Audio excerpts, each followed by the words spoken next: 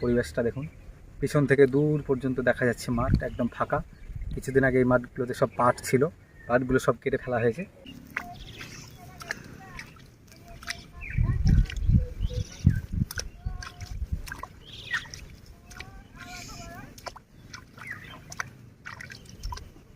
বন্ধুরা, এবারের মরশুমের মতো ধান পোঁতা শেষ হলো।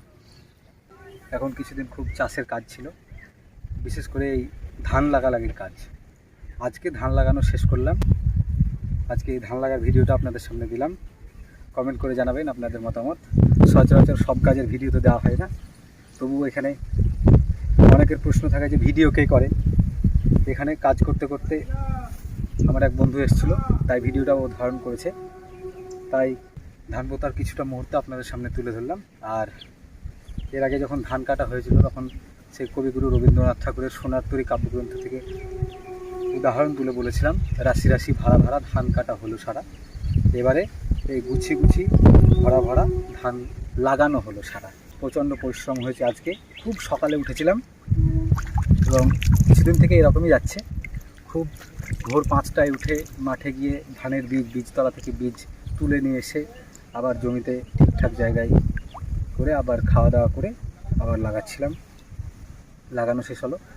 এই মুহূর্তে মাঠে প্রচণ্ড রোদও রয়েছে, কোনো সময় আকাশে বৃষ্টিও চলে আসছে, আবার রোদও আসছে। রোদ বৃষ্টি ঝড়ে পরিবেশের সমস্ত কিছুই উপভোগ করতে হচ্ছে আমাদেরকে মাঠে। এক বিরাট অভিজ্ঞতা। আমার পিছনে দূর দূরান্ত থেকে দেখা যাচ্ছে মাঠের মোটামুটি সব জায়গাতে ধান লাগানো কমপ্লিট হয়ে গেল এই মুহূর্তে। আর কোনো জায়গায় কয়েকটি জমিতে যেমন আছে, পাশের একটা জমিতে আছে, এরকম কিছু কিছু জমিতে এখনও পড়ে আছে। পুরো মাঠকে মাঠ। আর কিছুদিন পরে দেখা যাবে সবুজ ধানে একদম প্রকৃতি একদম সবুজ সাজবে। আর বাতাসের দোলা যখন দিবে তখন ধানের উপরে ঢেউ খেলবে। সেই ভিডিও আগামী দিনে দেখাবো। আর কী সুন্দর পরিবেশটা দেখুন, পিছন থেকে দূর পর্যন্ত দেখা যাচ্ছে মাঠ একদম ফাঁকা।